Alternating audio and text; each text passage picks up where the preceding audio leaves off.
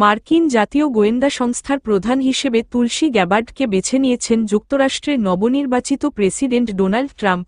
চূড়ান্তভাবে নিয়োগ পেলে তিনিই হবেন যুক্তরাষ্ট্রের ইতিহাসে জাতীয় গোয়েন্দা পরিচালক হওয়া প্রথম হিন্দু নারী। কে তুলসী গ্যাবার্ড? গোয়েন্দাগিরির অভিজ্ঞতা না থাকলেও 2 দশকের বেশি সময় ধরে মার্কিন সামরিক বাহিনীতে ছিলেন তুলসী। কুয়েত ও ইরাক যুদ্ধে লড়েছেন তিনি। অবসরে যাওয়ার পর প্রথমে ডেমোক্র্যাটিক পার্টির রাজনীতি করলেও পরে যোগ দেন রিপাবলিকান পার্টিতে। 2 বছর যুক্তরাষ্ট্রের প্রতিনিধি পরিষদের স্বরাষ্ট্র মন্ত্রণালয় বিষয়ক কমিটির সদস্যও ছিলেন তুলসী। 2013 থেকে 2021 সাল পর্যন্ত ডেমোক্রেটিক পার্টির কংগ্রেস সদস্য ছিলেন তুলসী।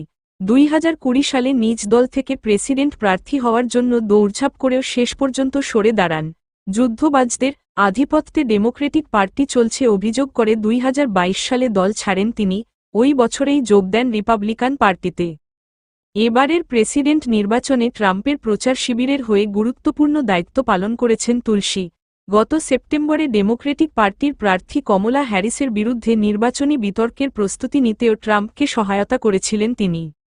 তুলসী গ্যাবার্ড বিয়ে করেছেন আব্রাহাম উইলিয়ামস নামের একজন সিনেমাটোগ্রাফারকে। তার বাবার নাম মাইক গ্যাবার্ড। মেয়ের মতো বাবারও দলবলের ইতিহাস রয়েছে। প্রথমে তিনি রিপাবলিকান পার্টি থেকে সিনেট সদস্য নির্বাচিত হয়েছিলেন, পরে ডেমোক্রেটিক পার্টিতে যোগ দেন।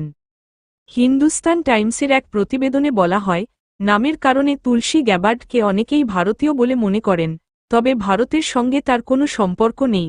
তুলসীর মা হিন্দু মতাদর্শে দীক্ষা নেন ও সব সন্তানের হিন্দু নাম দেন। তুলসীও নিজেকে হিন্দু হিসেবে পরিচয় দেন। মার্কিন কংগ্রেসে তিনি প্রথম হিন্দু সদস্য। আইনপ্রণেতা হিসেবে দায়িত্ব নেওয়ার সময় তিনি ভগবদ্ গীতা হাতে শপথ নিয়েছিলেন। সূত্র, ABC।